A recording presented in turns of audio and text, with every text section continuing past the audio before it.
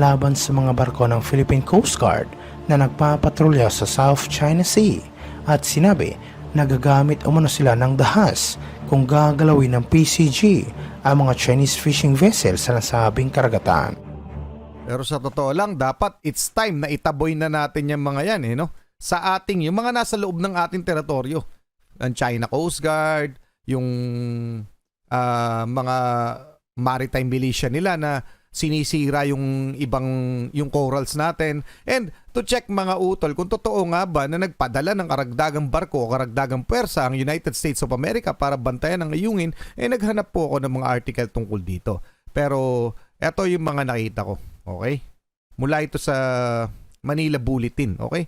US vessels arrive in Manila after sailing with PH Navy in South China Sea. Kung naaalala ninyo mga utol, nito lamang January ay nagdaos ng pangalawang Joint Maritime Patrol ang US Navy at ang Philippine Navy. Okay? Siyang wala naman nagawa in China. And totoo naman na ito yung kilos ng ating gobyerno sa ginagawang pambubuli o pangaangkin ng teritoryo ng China. Ito po yung pinakatugon natin. Pero ito'y mga karunungan, kaalaman, teorya, kasaysayan, hiwaga at mga bagong tuklas. Alamin natin, alamin natin. Dito pa rin tayo sa pagpapatuloy ng lumalalang issue sa West Philippine Sea, mga utol, kaugnay ng ginagawang panggigiit o pag-aagaw ng teritoryo ng China sa Pilipinas. Hindi lamang naman sa Pilipinas, mga utol. So kaugnay nun, may mga ginagawa ang ating mga gobyerno para matugunan o harapin ang mga issue natin na yon with China. Pero ano nga ba yon? Siyempre, yung pakikipag-tie up natin sa ibang bansa na ating mga kaalyado kagaya ng United States of America. So dahil dyan, mga utol, magaling. President Biden nagpadala ng karagdagang barko sa West Philippine Sea para bantayan ang ayungin. Talagang gustong agawin ng China ang ayungin, mga utol, no? Mula ito kay PHTV, pakisubscribe siya, pakilike na rin yung video, game na mga utol. Alamin na natin, mamaya ika-counter check natin yung mga bagay-bagay o mga article tungkol sa ating topic. Disclaimer.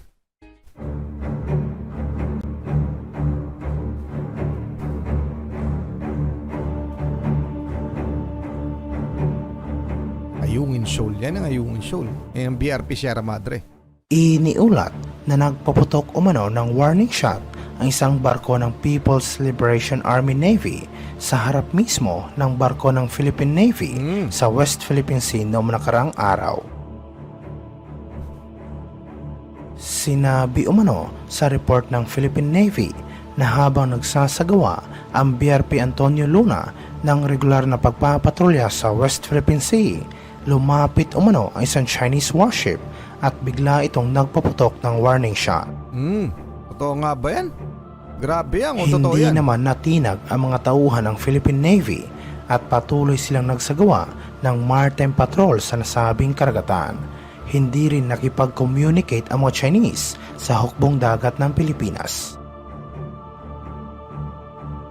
Sinabi naman ng ilang mga eksperto na sinusubukan lang umano ng China kung ano ang magiging reaksyon ng Philippine Navy at posible din umanong tinatakot lang ng mga Chinese ang mga sundalo ng Pilipinas. Pero yung mga ganung bagay, provokasyon na yan, mga utol. Matinding provokasyon yon para, alam natin na lagi tayong ginaganyan.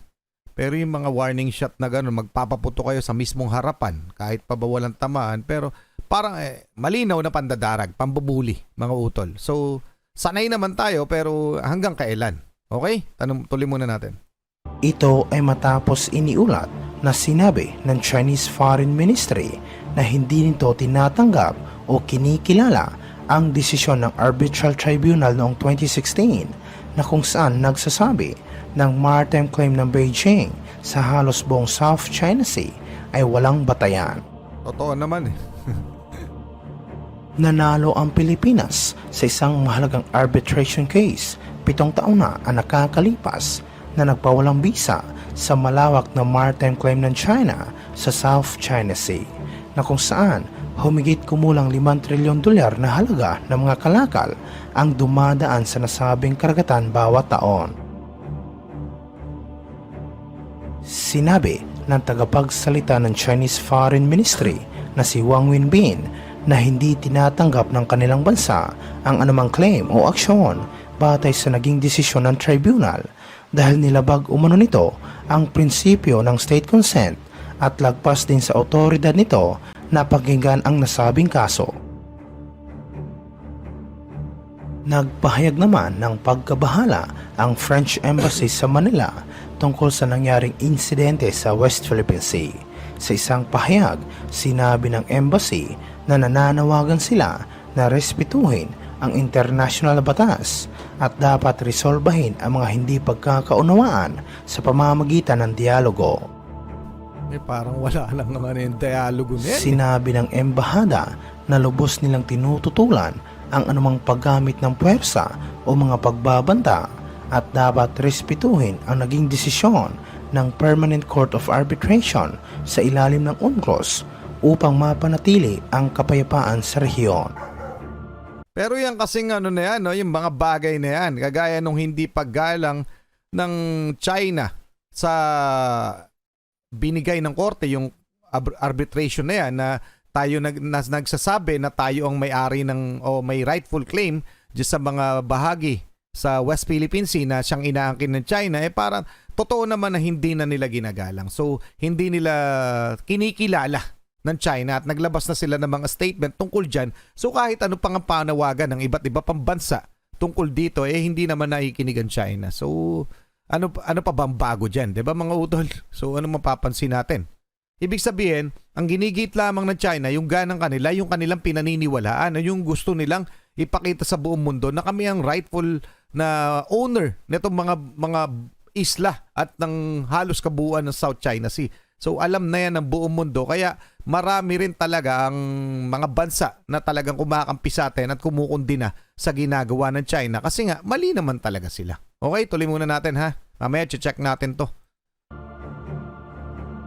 Kamakailan lamang sinabi sa report ng Armed Forces of the Philippines na mahigit sa 50 Chinese vessel ang namataan na nagkukumpulan sa ginawa nitong aerial patrol sa paligid ng Iroquois Reef at Sabina Shoal sa West Philippine Sea. Yan, totoo yan mga utol ha. Kumpirmado yan. Samantala sa ibang aspeto naman, iniulat na naglabas umano na isang matinding babala ang Chinese Navy laban sa mga barko ng Philippine Coast Guard na nagpapatrolya sa South China Sea at sinabi na gagamit umano sila ng dahas kung gagalawin ng PCG ang mga Chinese fishing vessel sa nasabing karagatan. Pero sa totoo lang, dapat it's time na itaboy na natin yung mga yan no? Sa ating, yung mga nasa loob ng ating teritoryo.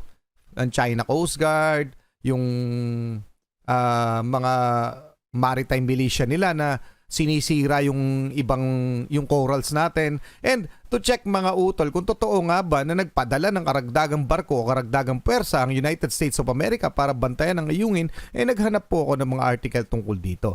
Pero eto yung mga nakita ko. Okay? Mula ito sa Manila Bulletin. Okay? US vessels arrive in Manila after sailing with PH Navy in South China Sea. Kung naaalala ninyo mga utol, nito lamang January ay nagdaos ng pangalawang Joint Maritime Patrol ang US Navy at ang Philippine Navy. Okay? Siyang wala naman nagawa in China. And totoo naman na ito yung kilos ng ating gobyerno sa ginagawang pambubuli o pangaangkin ng teritoryo ng China. Ito po yung pinakatugon natin. Pero ito'y mapayapang pamamaraan. Okay? The United States is flexing once again its military muscle in the Indo-Pacific, which port visit in Manila of one of its nuclear-powered aircraft carriers after sailing the South China Sea with Philippine Navy. Okay, totoong may nakapalibot dito. May mga nagdadock din sa ating mga port na mga US Navy warships. Okay, totoo yan mga utol. USS Carl Vinson, a Nimitz-class aircraft carrier arrived in the Philippines on Friday, January 5, following the two-day maritime cooperative activity with 3 other U.S. vessels and 3 Philippine vessels at sea to bolster regional security and stability. Okay, yun po yung pinakapakay ha. Hindi po para sakupin ang China o palayasin. Kumbaga, makita lamang yung seguridad. Mapanatili ang seguridad at ang estabilidad ng nasabing lugar kasi may tension nga. Pero kung kinakailangan, itong mga pagkakataon nito, itong last time nila na Joint Maritime Patrol, wala naman naging problema. Hindi nga umalma ang China. Okay mga utol, so napakagandang movement ito, galaw ng ating gobyerno. So ano masasabi niyo? So totoo na talagang itong US Navy ay nakaantabay dyan sa South China Sea. Nandyan lamang sila sa paligid mga utol. Meron silang naval base, alam ko sa Japan, at may naval base rin yata kung hindi nagkakamali sa South Korea. So nandyan lang siya sa kapaligiran ng South China Sea mga utol. Kung minsan ay nandito sa Pilipinas. Okay? O, tuloy muna natin to. Ano masasabi nyo dyan? Pa-comment na lang, tuloy na natin to.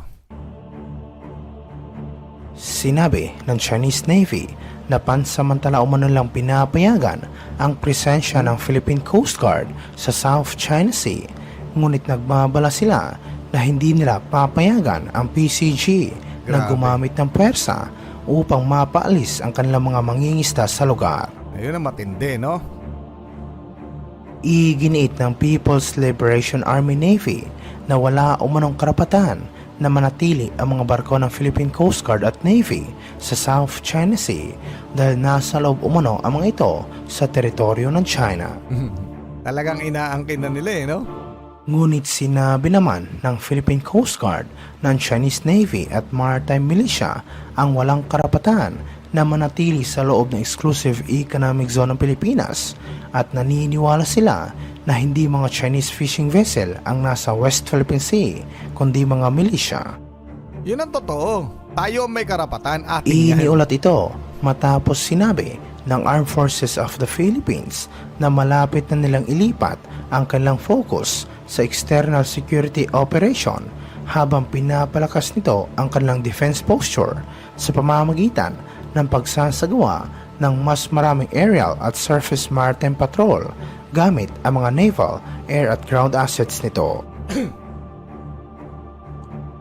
Sinabi ni Lieutenant Colonel Enrique Elito, ang hepe ng AFP Public Affairs, ng ginawa nilang deployment ay nagtaas sa military presence ng sandatahang lakas sa loob ng Exclusive Economic Zone ng Pilipinas sa 70%, at ito ay malaking increase mula sa baseline na 30% lamang noong 2022. Actually, marami pang plano ang ating gobyerno tungkol dyan sa issue natin with China sa West Philippine Sea. So ako'y naniniwala sa kanila. So aantay na lamang natin mga utol. So kahit pa alam natin no, yung nagiging dahilan talaga niyan kung bakit mas malakas ang presensya ng China, kasi nga kulang tayo sa mga gamitan, partikular sa mga barko para ikutan yung ating mga nasasakupan dyan sa West Philippine Sea mga utol. Yun yung reason kung bakit kaya nila tayo palibutan, tayo hindi natin mapuntahan, hindi natin sila matapatan kung ano man. Pero kinigiit talaga ng China na tayo yung dapat na lumayas doon. Yun yung hindi natin mapapayagan, at alam kong hindi payag ang ating gobyerno na maangkin nila yung mga teritoryo natin. Kaya nga tayo yung nakikipag-ugnayan sa ating mga kaalyadong bansa. And sana dumating ang tamang araw na matauhan na itong China at bitawan na yung pangaangkin ng teritoryo. Okay? Lilinawin lamang natin yung mga teritoryong pinag-uusapan natin ay mga teritoryo po talaga ng Pilipinas na siyang inaagaw ng China. So, aabangan na lang natin kung ano man ang mga susunod na hakbang. Pero bago tayo matapos, check muna natin to mga utol. Yung mga sabi-sabi na mga China, mga statement. No? China says, US warship illegally entered waters in the South China Sea. So, sa mga waters, mga utol, na walang karapatan ng China dahil international waters, inaangkin pa rin nila at sinapalapalabas nila na illegal daw na na pumapasok dito ang US Navy. Okay? So maling-mali yan pinapakalat nila kasi hindi nila pag-aari yung kanilang mga inaangkin. So nasa tamang ruta pa rin yung tinatawag na freedom of navigation etong US mga Navy, US Navy warships. So wala silang nilalabag. Bagkos yung China ang maraming nilalabag na international law. So hindi po tayo dapat nagpapapaniwala sa mga pahayag nitong China, partikular sa pag-usapin ng South China Sea at ng West Philippine Sea. Okay mga utol, hindi po tayo yung nananakop ng teritoryo, hindi po sila sinasakop ng US Navy, bagkos sila yung nananakop, itong China. Okay mga utol, hanggang doon lang muna. Muli ako si Target Achilles in behalf of the Real South Pride Production. Ako nagpapasalamat sa PHTV. Maraming salamat sa inyo mga utol. Huwag niyo kakalimutang i-comment ang inyong opinion tungkol dito. Kayo mag-iingat, keep safe, God bless at saludo po ako sa inyo lahat. Maraming salamat po. Paki-subscribe na rin at paki-like na rin yung video.